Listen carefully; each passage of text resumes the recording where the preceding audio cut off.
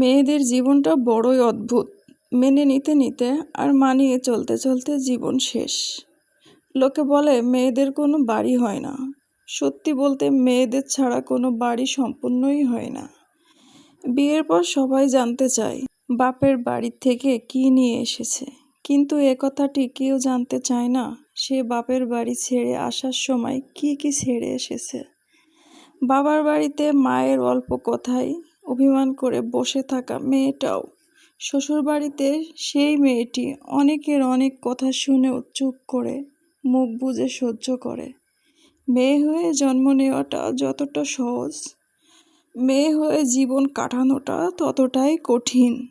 মেয়েরা চাইলে নিজের সব স্বপ্ন পূরণ করতে পারে না। যেখানে একটা ছেলে শ্বশুর বাড়িতে গিয়ে 2 দিন ঠিকমতো থাকতে পারে না, আর একটা মেয়ে তার বাবা মা ভাই বোন সকলকে ছেড়ে শ্বশুর বাড়িতে গিয়ে সারাটা জীবন কাটিয়ে দেয়।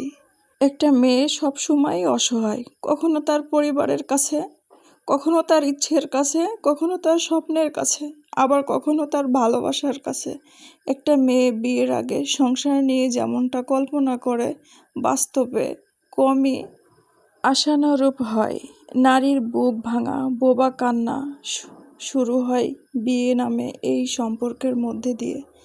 আমরা মেয়েরা বিয়ের পরে শ্বশুরবাড়িকে নিজের বাড়ি মনে করি, কিন্তু শ্বশুরবাড়ির লোকেরা আমাদেরকে পরের মেয়েই মনে করে।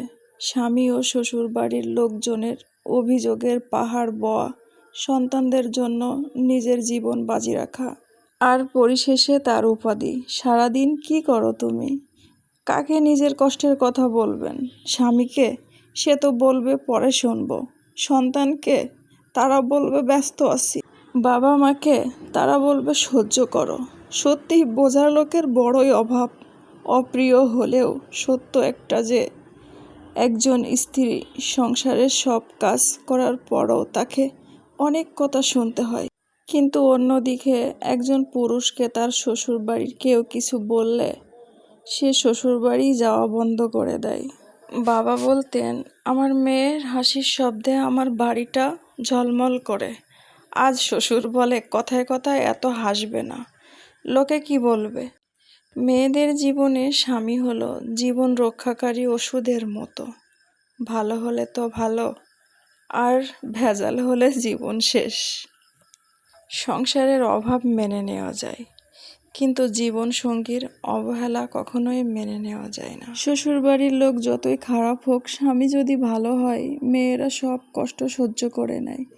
মেয়েরা মরণকে ততটাই বেশি ভয় পায় না যতটা ভয় পায় এটা ভেবে যে তার মৃত্যুর পরে তার সন্তানকে আর কেউ দেখবে না। মেয়েদের বড় কষ্টের কারণ হলো খারাপ স্বামী।